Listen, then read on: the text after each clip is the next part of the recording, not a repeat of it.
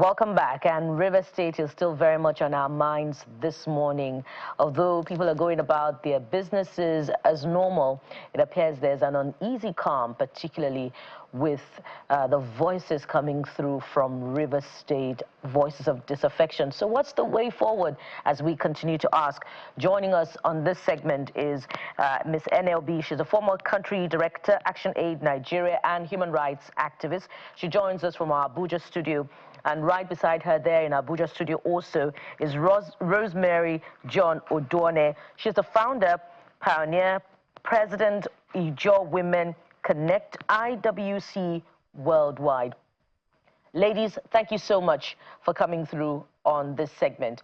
And I'm going to start with you, Madam Obi. What seems to be resounding the most from conversations in the last 48 hours has been the role or otherwise of the Minister of the Federal Capital Territory in this particular matter. If you heard the Attorney General speaking yesterday, he said there's no way from court proceedings and judgment that he has been found culpable, and as such the president couldn't have named him in his broadcast, and there couldn't have been any punitive measure meted out on him. What are your thoughts on this? I think if I hear correctly, the current, whatever is happening in Rivers now is something that we have been talking about, is a situation that should have been averted, because if the president can step in directly now and is declaring a state of emergency, and we are all sitting, for many of us who really suffered and worked hard, during the military to make sure that we have a democracy, which eventually we have gotten. The political class is really, whether they're misunderstanding or misruling or what should we say now, when you hear people talking about military rule, everybody's eyes go up. And now you are more or less introducing military rule. And we cannot tell the president, we cannot say the president has committed treason. But when young people go and stage a demonstration and they are holding a flag, you say they have committed treason. And so there is a lot that is going on, in the Rivers environment. Declaring a military rule, these are constitutional breaches, and I think the NBA and many others, very senior, respected legal luminaries have commented on it. So, but as someone who has worked for democracy, who has struggled for social justice here in Nigeria, I think I find it very disappointing and shocking that we are letting these issues, petty issues that should have been resolved. And it's really, really sad to see what is going on, that Fubara, who is a constitutionally, elected, governor of Rivers State, is today under house arrest. For what? Unelected people. So whatever they have done is highly unconstitutional. And we can't turn the law around because we are having the executive arm of the government doing its own now, and I'm happy that we still have the National Assembly, which is set to look at what President Tinubu has done. But I think what he has done is a disaster to democracy, and that he has the people that are in the context that we're talking about. You have the FCT minister, who is doing quite well now in terms of the road infrastructure and some of the things he's doing, in FCT, and should concentrate here. I don't know what is his business with Rivers again, because you are having, they are talking about the assembly, they are talking of the, pro-Wike. What is pro-Wike again? Wike has left Rivers State and should stay clear of Rivers State and let Fubara do his job. A lot of people will make will say, yes, this person has been brought by Wike. Somebody brought Wike himself into politics. And that is the way the world goes. You influence people, you build leadership, because the quality of a good leader is replicating leaders. By building more leaders, by bringing in more people, and you teach them to learn because you were taught. You learn from the people. And so when we are talking about who handles what now, You lead and let lead. Others will lead. And, you know, I always say that people should look at life, what it is. Life is an opportunity. You do your bit and you move on. And others will do their own bit. Because if you start dealing with, because what is going on now is affecting the leadership. There were the issues of local government election and what we're talking about when we're looking at what Fubara, even it was shocking to me when they went into, when the judgment came from the court and they said he should accept all the leaders, you know, of the pro-Wike group leaders or the lawmakers and all of that. And the guy went and obeyed. I was shocked about his humility towards that. And he said, let me do that. And now, let us serve. The politicians have forgotten the people. The people are suffering. And you have decided to walk off. And you know, the next thing we are having now is that you declare a state of emergency. We have had states of emergencies in Borno, Yobe, you know, different places where you have a lot of things going on ground. But what has been done is nothing near what you're saying. They declared, even when we had the militants, at the heat of militants with, you know, President, our, you know, beloved President Yaradua of blessed memory, you know, he decided to go and talk with the youth and was able to restore peace. You know, with the militants, so many of them are graduates and master's holders today. They were able to resolve the issue. Are you not able to resolve the issue? If we call, so we say, so you are now telling us there is an alternative, and that alternative is military rule, because the person you have brought is from the military. Let's expand. And so are you still afraid? Now. One day you wake up and they declared state of emergency for you. What are you going to feel? Your points have come through. Let's expand the conversation now. But before that, let's just establish that a military rule has not been declared in Rivers State. What we have is a sole administrator who has been sworn in, Vice Admiral Ibok Ete Ekwe Ibas. Also, there's no evidence to the effect that the governor of Rivers State, Simlai Fubara, is under house arrest. We don't have anything to prove that as at this time. But let me come to you, Madam Odone. The president, in his speech, had quoted, and I'll just read through, the latest security reports made available to me show that between yesterday and today, there have been disturbing incidents of vandalization of pipelines by some militants without the governor taking any action to curtail them. Also, the Attorney General of the Federation, in his press conference yesterday, spoke to this. I'd like you to address this. Is there anything that suggests that the governor had been lethargic about vandalism of pipelines prior to the declaration of the state of emergency? Okay, thank you, Buki. Good morning, Nigerians, and good morning, viewers. I will just take you back to the FCT Minister media chat on the 12th of this very month, March, where he said the Ijaw people do not have monopoly of blowing out pipelines. He said the Queries, the Ogonis, and even he mentioned Akwa Ibom people, Calabar people can blow up pipelines. And if we look at the location where that pipeline vandalization went up, it's Gokana. And Gokana is not Ijaw territory, it's Ogoni. So we don't know how they are linking it, the president and the attorney general, linking what has happened in the different locations to Ijaw territories and to militancy.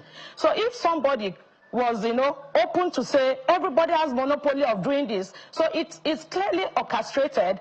It was just already pre-planned for them to take action so that it will look like, yes, the Ijaw people known for militancy and all those things are the people responsible. We are their investigation to ascertain if it was actually Ijaw people who blew up the pipeline. So all these are fallacies. They are all fallacious statements that are coming from, you know, people that think they have they hold the knife in one hand and also hold the yam in the other hand. Wherever they cut it to cook, that is how people will see it to eat of it. So it's all just boiled down to telling us that this issue happening in Rivers State, before it started, people knew. Let me take you back to 2023 when it all started. The declaration we saw yesterday has always been mandated that it will come to be. There is a Supreme Court judgment. Has it been implemented? The House of Assembly has written letters of misconduct. Given that, did any investigation take place? No. Then within 48 hours of the letters from the House of Assembly, the president is coming to make declaration of a state of emergency. How did we arrive at that is what we don't know. So if it is not something that has been planned, and okay, also look at how the constitution of the sole administrator, what is the constitution? How did we arrive there? And how will you, okay, you want to appoint somebody, why not bring in somebody from within the state? You went as far as bringing somebody from a sister state to come and govern a state that you perceive that is having political crisis. All what is happening in Rivers State is political crisis between the FCT minister and the Governor Fubara-led administration. This is a clear statement that we all know that is happening in this country. So they're feeling ignorant to say that people are blind. The president hosted the Pan-Niger Delta forum on the 11th. And before that forum went in, they were kept hostage. If I will put it hostage, because if you had invited senior elders, traditional rulers with all their regalia seated for over 2 hours, that is hostage taking.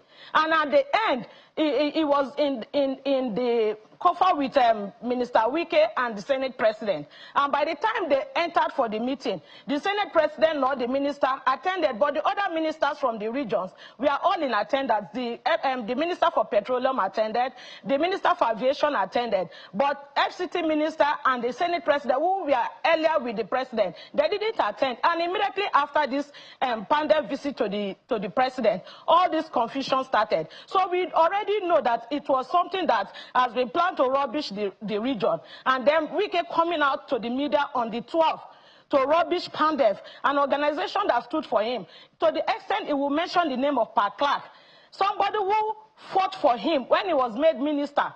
And the people in Abuja rejected him. That is not an indigene, he's not a northerner. This same Pat Clark today that Wike is insulting, Pat Clark stood for him, fought for him, and told everybody that is legitimately right for them to take anybody. FCT is for everybody. So you can see that Wike is somebody that cannot be helped. Everybody that has helped Wike, he will come back to betray them. It's a non-betrayer. And today he thinks that it's all about him. He likes power. We have known that from time. If we go back to history, see when he was campaigning for presidential ticket, he was begging them in Bauchi State, give me power, give me power, I'd like give me us to power. stay So we know that if you can hear me, Ms. Rosemary, you cannot say that because you bring Fubara should be at your mercy. When Jonathan and Patient brought you, are you at the mercy of Jonathan and Ebifaka? All right. So let Ms. us tell Wike the truth and let him hear. I'll let the world hear. Right. So your points are taken. Your points are taken, and it would have been great if we had the FCT minister to speak to some of the things you raised as well. And it's important to air these views. I appreciate that. But when you said that the President and the Attorney General linked the explosion to Ijaw people, that was not linked at all. There was no mention of that, at least in the open, except you have another information that we do not have, but that was not done.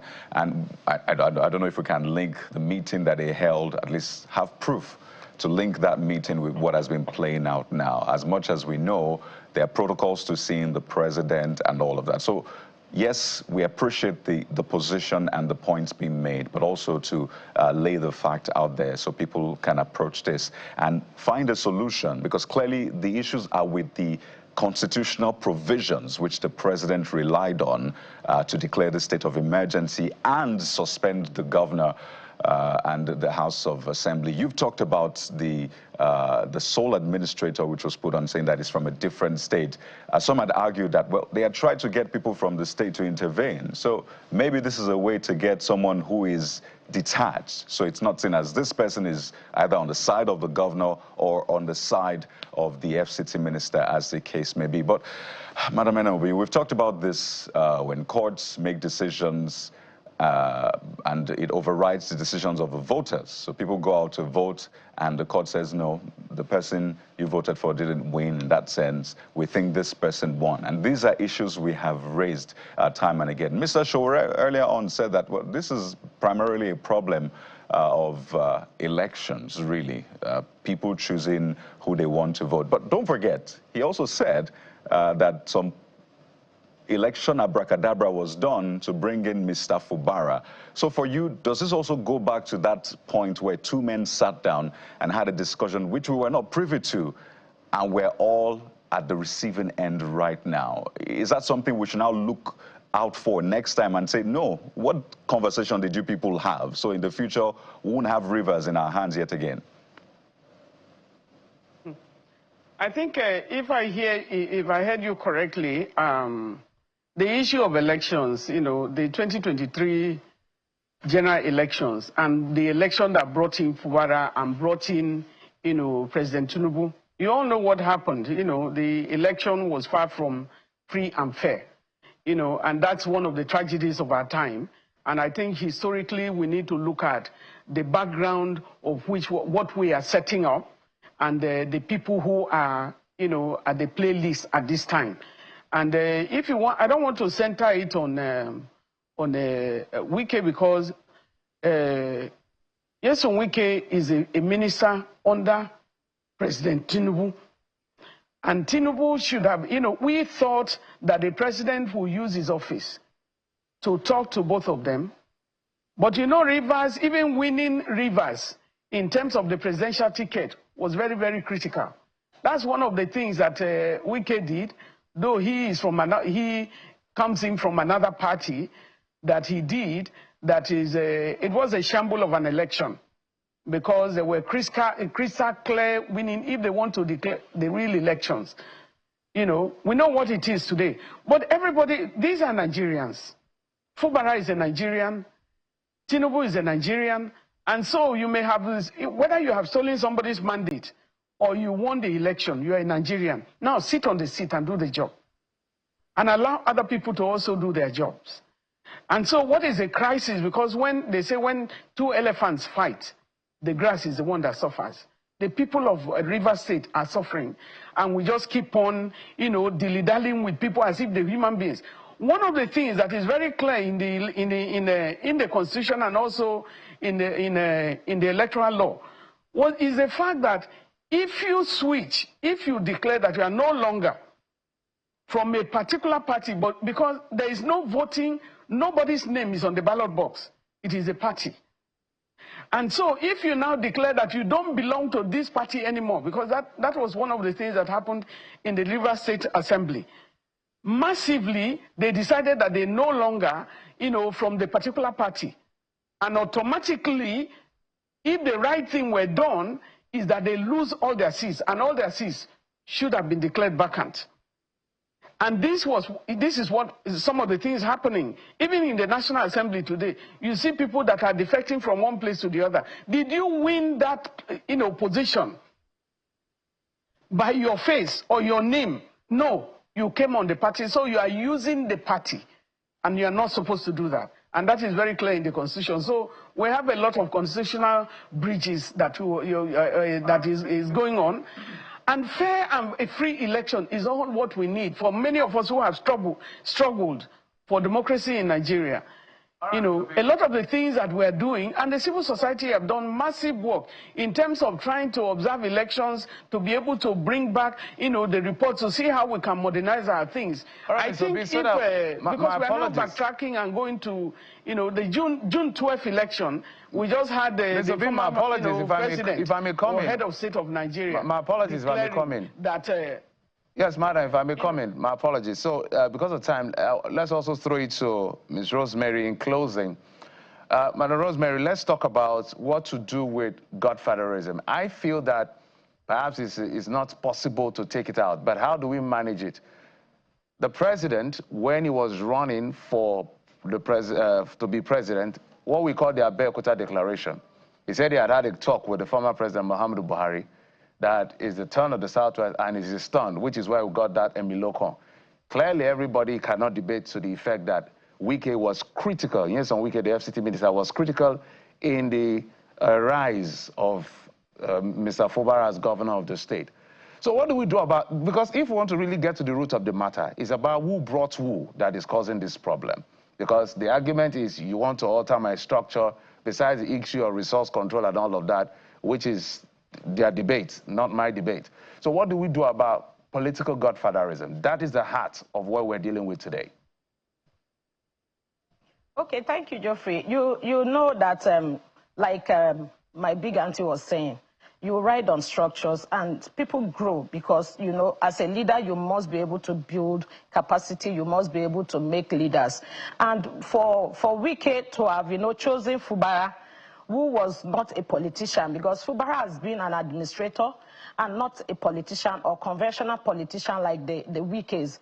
But if you feel that this is the right person that should succeed your tenure, why not just giving all the support? And we also have media clips where Wike was telling everybody that cares to listen that he will not interfere in the governance system of Rivers State, because he doesn't believe in Godfatherism. And here he's trying to now tell people that there are structures that he has built, that Fubara should trend on those structures.